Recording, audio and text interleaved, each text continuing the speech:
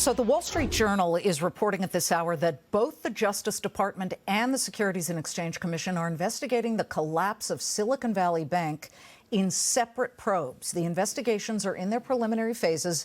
And listen, we don't know. It may or may not lead to charges or allegations of wrongdoing, but no doubt a chill has just fallen over the startup world now that its bank of, I call it the bank of first and last resort, Silicon Valley Bank, has gone belly up. Joining me now is the co-founder and CEO of 8VC, Joe Lonsdale, who has just a huge amount of experience in Silicon Valley funding startups, including founding Palantir with current CEO Alex Karp. Both are here in a Fox Business exclusive. And a rare joint appearance, gentlemen. Thank you both for being here. Alex is going to give us context on some of the big headlines coming out of Palantir. But first, let's start with you, Joe, and Silicon Valley Bank. Clearly, the depositors were made whole. Is that a good decision to have made that?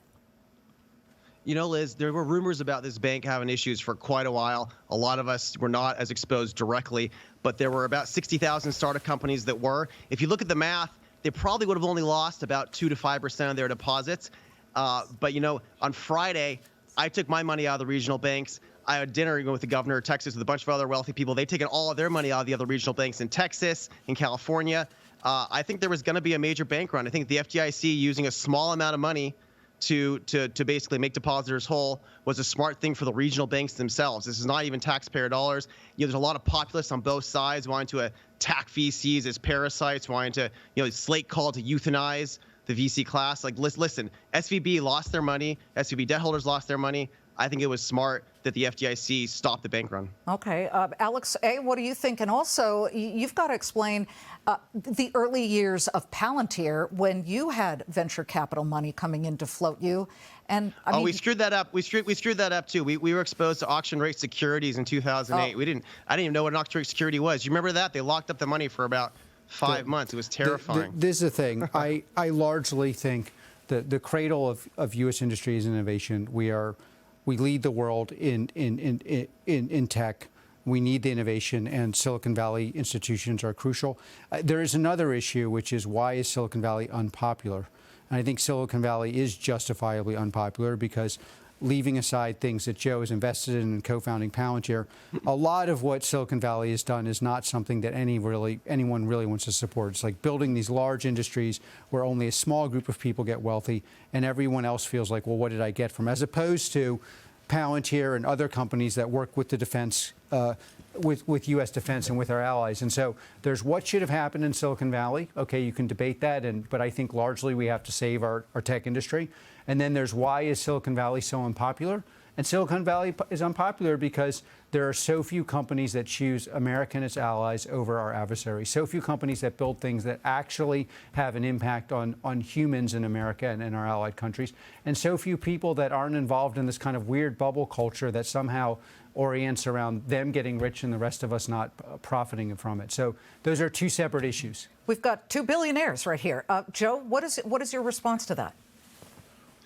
Well, I think if I was Alex, I would definitely see things in that extreme way. I remember being on the phone with Alex with a very prominent VC about 18 years ago, and the guy was laughing at us and saying we weren't a serious company because Alex didn't have a technical degree. So Alex proved him wrong. Alex now has 1.5 billion in treasuries, as far as I understand it, and no exposure to any of these banks in Silicon Valley. So he showed that guy. That guy wanted us to do social media at the time. He said, "Why are you working with the defense?" But I mean, Liz, I work on a lot of healthcare companies, a lot of companies in the biotech world that have saved hundreds of lives. Going to save thousands of lives. And there's a lot of overall are there lots of ridiculous things in tech? Were there monkey JPEGs? Yes, there's all sorts of ridiculous things. I think right now there's a lot of hate coming from people who think in terms of bumper stickers on the left and the right. That's totally unwarranted. I think the brightest spot of America is our innovation economy, is our brightest people creating new things on the frontier. The part I definitely agree with Joe on is the thing that scares our adversaries the most, more than anything else, is the innovation in the American tech scene. So if you're Russia or China, you think about the missiles and other things we build, but what keeps you up at night are the kind of software products that we provide, that other companies provide. Right. And those are the things we have to be invested in, and they come largely out of Silicon Valley. Now, again, I think Silicon Valley would do well to understand, okay, we're interested in, we're the bedrock of innovation in the world. Why do most Americans not like us?